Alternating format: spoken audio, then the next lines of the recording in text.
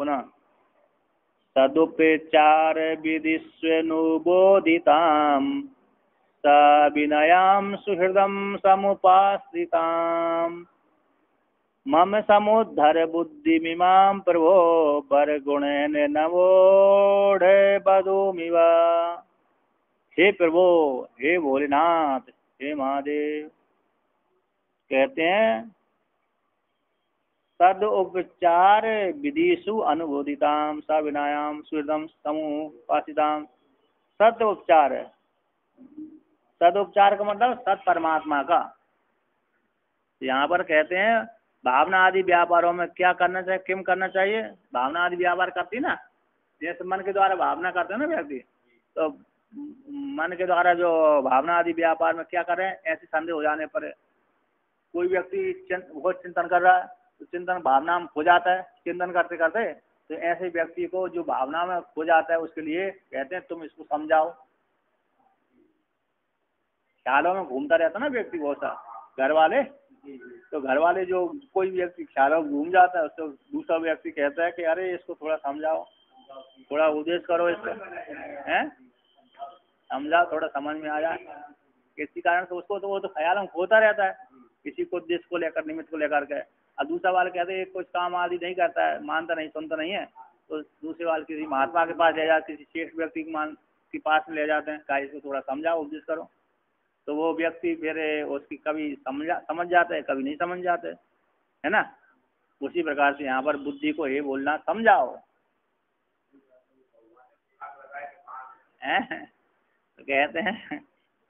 तो कहते हैं पूर्वोक्त बुद्धि को श्रेष्ठ गुणों के द्वारा विचार से समुद्धार करो, यानी उपदेश करिए कि जब वो बुद्धि समझ जाएगी तो फिर आज्ञा मानने लगेगी। जब पहले व्यक्ति नहीं समझता है तो आज्ञा नहीं मानता है ना। पुत्र आदि जब समझदार नहीं होता ना तो पिता कहता है, पिता माता से कहता है, माता कहती थोड़ा पिता कहता है, ऐसे पिता नहीं समझाता था, माता की बात नहीं मानता पुत्र। तो पुत्र जब माता की बात नहीं कहता तो पत्नी कहती है पति से, हे पतिदेव थोड़े अपने पुत्र को समझाइए, थोड़ा मेरी आज्ञा भी माने है थोड़ा अभी तक तो आपकी आज्ञा मानता है, मेरी तो सुनता ही नहीं, थोड़ा समझाओ इधर, हमारी भी कुछ होने चाहिए। उसी प्रकार से भगवान भोलेनाथ से प्रार्थना करते भक्त, जहाँ पर संदेह हो गया ना, तो संदेह हो जाने पर भगवान भोलेनाथ कहते हैं हे भोलेनाथ इस बुद्धि को थोड़ा उद्धार करो, समझाइए। तो क्या से, किस प्रकार से, हे प्रभु आप कैसे संपूर्ण करने में सर्वार्थ घटन समर्थ है, सब संपूर्ण अर्थ की घटना करने, संपूर्ण सर्वार्थ है, सारे प्रयोजन को घटन करने में, देने में, संभालने में समर्थ हो आप, सब कुछ करने में समर्थ हो नहीं है, तो सब कुछ करने में समर्थ होने के कारण हे भोलेनाथ हे प्रभु आप इसका विचार करिए, समझाइए। सद उपचार विधिषु, सत्य यानी परमात्मा के, सत्य यानी तो आप परमात्मा के पादुक पद्म का उपचार है।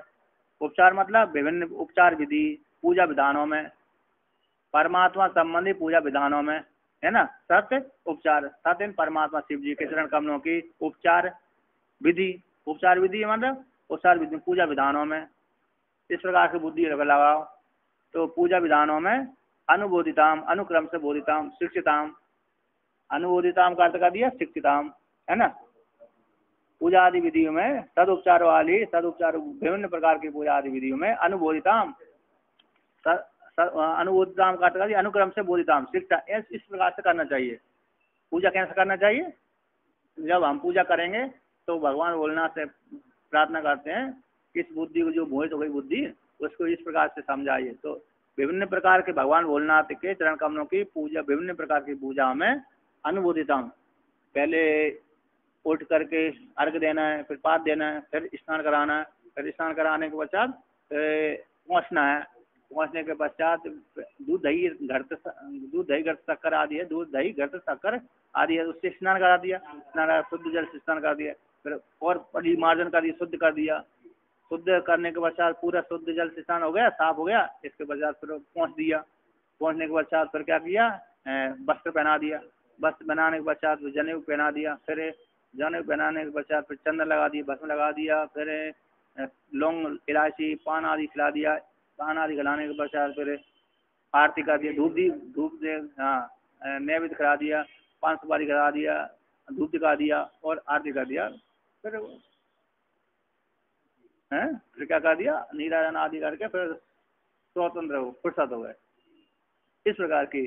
तो अनुबोधिताम, अनुबोधिताम अनुक्रम से बोधिताम शिक्षताम, और कैसी समनायाम, विनय से युक्त है, सन मनो अनुसरण युक्ता, विनय से युक्त, विनय से युक्त है ना, जो विनय युक्त है, जिसे समझा दी गई है, विनय से युक्त है, ऐसी बुद्धि को, ऐसे वो जो विनय वाली है ना, इस प्रकार से करना है। विनय का अर्थ यहाँ पर कर दिया, तो विनय का मतलब हो गया सन मनो, जो सन मनो अनुसरण युक्त, जो सत मन वाले, शुद्ध मन वाले है ना, है कैसे, जिसका अंतःकरण शुद्ध हो गया, मन शुद्ध है, अथवा जो व्यक्ति अच्छे मन वाले हैं, अच्छे मन वाले व्यक्ति है ना, उन व्यक्तियों का अनुसरण करने वाली है ऐसी बुद्धि, सविनय वाली बुद्धि को, विनय विनयाम है ना, सविनय वाली बुद्धि को, इन सन्मार्ग सत्य मन वाली, सत्य मन के से अनुरक्त बुद्धि को, सत्य परमात्मा से अनुरक्त हो गया मन, ऐसे मन से, मन है सत मन वाला है ना, सत्य परमात्मा संबंधी जो मन है, उस मन में, वो मन जब आत्मा का चिंतन करता है तो उसी को निश्चय करने वाली, उसी का अनुसरण करने वाली। यदि मन भगवान के दर्शन कर लिया, स्मरण कर लिया, तो उसी का ही अनुसरण करने वाली है। विनय ना, विनय वाला कौन सा व्यक्ति होता है, बड़े पुरुषों का आज्ञा मानने वाला होता है। उसी प्रकार से मन ने संकल्प कर लिया किसका, अरे परमात्मा का नाम जाप करना है, तो जब परमात्मा का नाम जाप करना, दर्शन करना है, तो उसी प्रकार का मोहन लगा दिया बुद्धि ने, विनय से उसी को झुक करके उसी का अनुसरण युक्त हो गई, ऐसी बुद्धि को। और कहते सुहृदम, कैसी है, सुहृदम, तो सुहृद का अर्थ करते हैं तो सुंदर हृदय वाला है ना, शुद्ध मनस का होता हुआ, शुद्ध मन वाला होता हुआ, उपासितम है बुद्धि, जिसका अंतर्गत शुद्ध है ना, मन शुद्ध है, उसको आश्रय करने वाली है। उपासितम है आश्रय माणों का, शुद्ध हृदय को आश्रय करने वाली, यदि शुद्ध मन को आश्रय करने वाली है। शुद्ध मन, जब जिसका मन शुद्ध होगा ना, तो शुद्ध मन में अच्छी भावना आएगी। कैसी आएगी, शुद्ध मन में अच्छी भावना उठेगी, तो अच्छी भावना उठेगी, उसी का चिंता, उसी का आश्रय करने वाली है। जब मन ने शुद्ध चीज दिया, तो उसी को आश्रय करके, जैसे सज्जन व्यक्ति है, आत्मा का कल्याण करना चाहता है, जैसा वो व्यक्ति मन शुद्ध मन से युक्त हो जाता है, फिर शुद्ध मन परमात्मा का चिंतन करते हैं, उसी पे वो मोहर लगा देती है, तो उसी के आश्रय लेती है। तो शुद्ध मन आश्रय वालों का, आश्रय माणों का, तो यहाँ पर क्या है, शुद्ध मुझ अपने सज्जन बंधु पर आश्रय रहती है। यहाँ पर मन है उसका सुहृद है, शुभ सोने वाला, नहीं मन के ऊपर आश्रय बनने, खराब मन के ऊपर आश्रय वाली नहीं है, अच्छे मन के, अच्छे मन रूप बंधु के ऊपर आश्रय करने वाली, आश्रित होने वाली, ऐसे मन को, इस बुद्धि को, ऐसी जो बुद्धि है, इमाम बुद्धि, कौन सी है, जो मेरी बुद्धि है, इमाम जो बुद्धि है, मामा में यानी मेरी इमाम बुद्धि है, ये बुद्धि को बर गुणैन, कैसे, बर गुणैन श्रेष्ठ गुण के द्वारा, बर गुणैन श्रेष्ठ गुण के द्वारा, नव ऊढ़ बधुम इवा, जैसे ऐसे श्रेष्ठ गुण के द्वारा, श्रेष्ठ गुण कौन से है, श्रेष्ठ गुण के उपदेश से, नवोढ़ जैसे ऐसे नया नया विवाह करके वो कोई लाया, नव ऊढ़ बधु के समान, जैसे व्यक्ति ने विवाह हो गया है ना, व्यक्ति विवाह हो गया, विवाह हो जाने के पश्चात गौना करा लिया है ना, तो गौना कराने से पहले या तो गौना कराने के पश्चात भी कन्या कैसी घर में आ जाती है, अपने पिता के घर में जाती है, आते नहीं आते, उस काल में तो पति को खबर भेजी, मेरे को जल्दी ले जाओ, अब तो वहीं पर अरे पति ले भी आ गया, लेकर की भी आ गया, तो वहाँ पर यदि कहते इस प्रकार से तुमको अपनी पत्नी को समझाता है, इस प्रकार से तुमको व्यवहार करना है, इस प्रकार से ये करना है ना, माता पिता से इस प्रकार से बोलना है, भाई बंधु से ऐसे बोलना है, अन्य प्रकार से इस प्रकार से व्यवहार करना है, तो यदि कोई परेशानी आती है तो उसको समझाता है, उपदेश करता है, इसी प्रकार। यदि उसके पिता के घर में है ना, उसके पिता के घर, देखो उसके पिता के घर में है वो, तो पिता के घर में तो कहता है मैं अभी आने वाला हूँ, थोड़ा सांत्वना देता है, पिता के घर में है तो सांत्वना देता है, परदेश में चला गया तो मैं अभी आने वाला हूँ, है ना, और घर में ले भी आया तो फिर उस प्रकार की मेरी माता के साथ ऐसे व्यवहार करना, तो जैसे है नवम ऐसा ऊढ़ा पत्नी रूप से स्वीकार, जो नई अभी ऊढ़ा पत्नी है ना, ऊढ़ा अभी विवाह किया है, क्या किया, कल ही विवाह किया है, परसों विवाह किया है, तो नया जो विवाह है पत्नी रूप से जिसने स्वीकार किया है, ऊढ़ा बोलते हैं, कुंवारी होती है, कुंवारी के साथ कुंवारी होने के पश्चात जैसे ही 12 वर्ष 13 वर्ष चालू तो ऊड़ा संज्ञा हो जाती है उसकी। कौन सी संज्ञा हो जाती है? ऊड़ा, नया नया विवाह वाली युवती हो जाती है। तो ऊड़ा पत्नी रूप से जिसने स्वीकार कर लिया सब है, वही वधु है। ऐसी वधु को उसको समुद्धरा उद्गमया प्रकृत संदेह परिहरा। यहाँ पर कहते हैं ऐसी नई नई वधु के समान, नए नए वधु आई है उसके समान, जो ईमा मेरी बुद्धि है थोड़ी संदेह वाली हो गई है, बुद्धि रूप जो पत्नी है, बुद्धि रूप जो पत्नी है अतः बुद्धि है जो संदेह से थोड़ी युक्त हो गया। संदेश युक्त बुद्धि को हे भगवान बोलना तुम थोड़ा समझा दीजिए, उपदेश कर दीजिए कि इस प्रकार से पूजा करना है, इस प्रकार से इनके साथ संबंध बनाना है, इस प्रकार से भगवान भोलेनाथ के चरण कमलों को दबाना है, स्पर्श कराना आदि आदि करना है। ऐसे आप इससे मेरी नई नई जो संदेश युक्त होने वाली जो बुद्धि है उस बुद्धि को थोड़ा उपदेश कर दीजिए, समझा दीजिए। गुणों का आदान कर, श्रेष्ठ गुणों के द्वारा उपदेश कर दीजिए। किसके द्वारा? श्रेष्ठ गुणों के द्वारा। तो यहाँ पर कहते हैं समुद्रा, तो ऐसी जो नई नई पत्नी रूप से स्वीकार के लिए की है ऐसी पत्नी को, वधु को, तो वधु के समान वधु को समझा दीजिए। फिर उसको जो संदेह होगा ना उस संदेश को परिहार कर दीजिए। क्या कर दिए? परिहार कर दीजिए। लोक में यहाँ पर कहते हैं कहता जैसे कच्चित पुरुष कोई ऐसे कोई भी वर है, श्रेष्ठ है वर है, सद्यो विवाह संस्कृता, अभी अभी उसने विवाह करके लाया है, तो सद्यो विवाह से संस्कृत अपनी भार्या को श्रेष्ठ गुणों के द्वारा उपदेश करता है।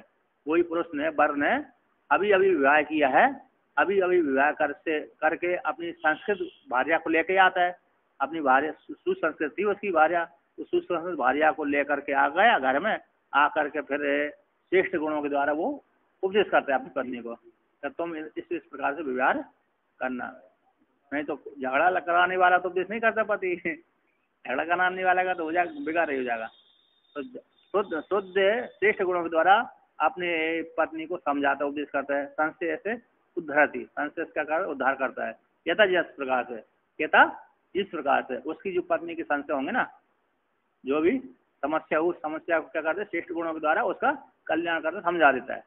यह से पुरुष उसका पति अपनी पत्नी को, तथा उसी प्रकार से मेरी जो बुद्धि संशय को प्राप्त हो गई है कि किस प्रकार से मैं पूजा करूं, क्या पूजा करने, कैसे पूजा करूं, कैसे नहीं करूं, किस प्रकार से क्या करना चाहिए, ऐसे जो बुद्धि में थोड़ा भ्रांति हो जाती है बहुत से लोगों को हो जाते हैं, उस बुद्धि को हे भगवान भोलेनाथ श्रेष्ठ गुणों के द्वारा उपदेश करें। अर्थात श्रेष्ठ गुणों के द्वारा उपदेश कर देंगे तो मैं उसको फिर जब श्रेष्ठ गुणों के द्वारा आपने उपदेश कर दिया, उपदेश करने से मैं फिर बुद्धि पकड़ लेगी, समझ जाएगी।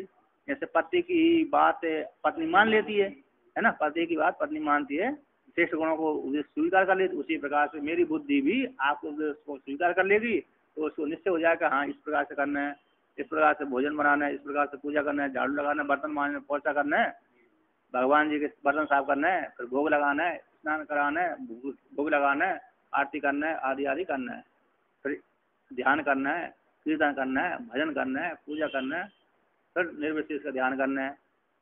ऐसे बुद्धि को उपदेश आप कर दीजिए, सद्गुणों के द्वारा उपदेश कर दीजिए, हैं समझा दीजिए।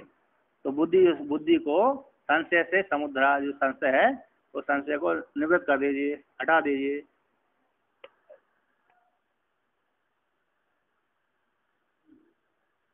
नाना अर्थ संश्रय, नाना अर्थ संश्रय श्लेषो वर्ण अवर्णाभ्यो स्थिता इति। यहाँ पर इन्होंने क्या है कि ऐसी नवविवाहित स्त्री को श्रेष्ठ गुणों के कारण उसका पति शीघ्र ही अपने घर में ले आता है। मतलब श्रेष्ठ गुणों के द्वारा, श्रेष्ठ गुणों से उसके श्रेष्ठ गुणों के कारण पत्नी के श्रेष्ठ गुणों, मतलब श्रेष्ठ गुणों के द्वारा पुरुष से समझाता है।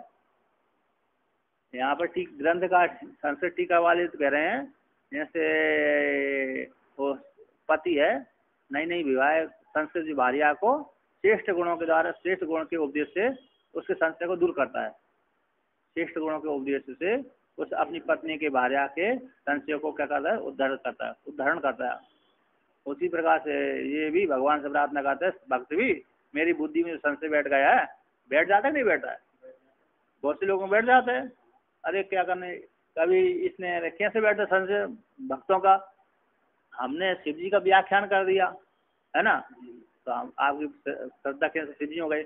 और 2-4 दिन के बाद किसी वैष्णव ने विष्णु भगवान की संबंधी चर्चा की है। अब उसने इतनी भयंकर चर्चा कर दी, विष्णु की इतनी महिमा सुना दी, वहां पर शिव जी के तो गुण कर दिया, तो उसको संशय हो गई यार, तो इसकी पूजा करूं किसकी पूजा करूं। अच्छा चलो, तो राम जी की प्रशंसा कर दी, तो राम जी में लग गया। अब कुछ दिनों बाद अरे कृष्ण भगवान का भक्त आ गया, कृष्ण भगवान, और कृष्ण भगवान की ऐसी उसने व्याख्यान किया, राम जी को भी खंडन कर दिया, राम जी को नीचे दिखा दिया, शिव जी को नीचे दिखा दिया। तो फिर उसके मन में संशय हो गया, राम की पूजा करूं कि शिव की पूजा करूं, किसने की। अब फिर तू जब विष्णु भगवान का भक्त ही आ गया, और विष्णु तो राम कृष्ण को उसने नीचे दिखा दिया, शिव जी को नीचे दिखा दिया, विष्णु को। तात्पर्य है, तो तात्पर्य है उसमें। तो वो कहते हैं अब विष्णु की पूजा में विष्णु की पूजा कर, इसकी करूँ इसकी करूँ इसको। इसके पश्चात फिर देवी का भक्त आ गया, तो देवी की भक्त ने ऐसी प्रशंसा कर दी कि ब्रह्मा विष्णु महेश को कर दिया, दास बना दिया। फिर उसमें श्रद्धा, अब सभी जगह फिर गणेश की बाला तो गणेश ने पूजा कर दी, सूर्य भगवान की वाले ने सूर्य की प्रशंसा कर दी। अब उसके मन में संशय हो गया, बुद्धि में, अब किसको क्या करना चाहिए, किस करना चाहिए। फिर प्रार्थना करते हैं, भगवान मेरी संशय होगा, संशय को निवृत्ति कर दीजिए। अपने गुरु के पास में जाता है, अन्य के पास में जाता है, तो क्या करते हैं, संशय की निवृत्ति के लिए प्रश्न करता है। तो वह गुरु यदि सदगुरु अच्छा ठीक है, जानकार है, सारे ग्रंथों का तात्पर्य यदि जानता है, तो वो संशय की निवृत्ति कर देता है। और जिसको सारे ग्रंथों का तात्पर्य का मालूम नहीं है, तो फिर वो उसके संशय कभी होते हैं, कभी नहीं होते, फिर दीर्घ काल में होते हैं। तो हर ग्रंथ में अलग अलग कैसा है, परमात्मा ने एक ही अरे पुराण को नहीं बनाया, अनेक पुराण क्यों बना दिया, शिव जी की अलग व्याख्यान कर दिया, विष्णु भगवान का अलग है। किसी न किसी पुराण के माध्यम से भक्त का कल्याण हो जाए, इस उद्देश्य। हाँ, है तो सारे एक ही है, इनमें भेद नहीं है।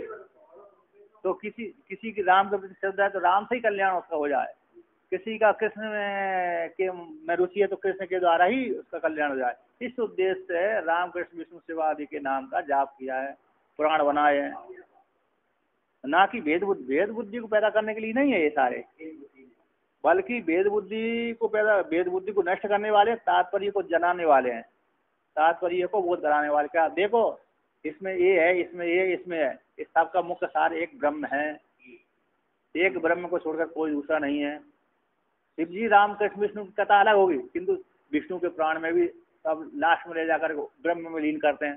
कहाँ करते हैं, राम का जो प्रसंग होगा तो राम जी को बाद में फिर विष्णु के माध्यम से ब्रह्म में लीन करेंगे। कृष्ण के भी पुराण होगा कृष्ण संबंधी, तो कृष्ण को भी लास्ट में ले जाकर ब्रह्म में लीन कर दिया। शिव जी वाला पुराण है तो सीधा व्याख्यान करते करते, लीला के व्याख्यान करते सीधा लास्ट में जाकर ब्रह्म में लीन कर देते हैं। तो ब्रह्म में एक लीन कर देते हैं, ब्रह्म से तो एक ही है, बाकी इधर के भक्तों की रुचि पैदा करने के लिए इसके माध्यम से, चाहे शिव के माध्यम से आप कल्याण करो तब भी हो जाएगा, विष्णु के माध्यम से पकड़ के चलो तब भी कल्याण हो जाएगा, अन्य के माध्यम से हो जाएगा। हाँ, किसी एक देवता को पकड़ लो, उसी से कल्याण हो जाएगा। इस उद्देश्य से अनेक पुराण के, क्योंकि व्यक्तियों की रुचियां अलग अलग होती हैं, रुचि नाम वैचित्र्याद, किस व्यक्ति का कौन सा रुचि जाए उसी के अनुसार वह व्यक्ति उसको पकड़कर कल्याण को भागी हो जाए। इसलिए पुराण अलग अलग रचना की गई है, ना कि भेद बुद्धि के लिए।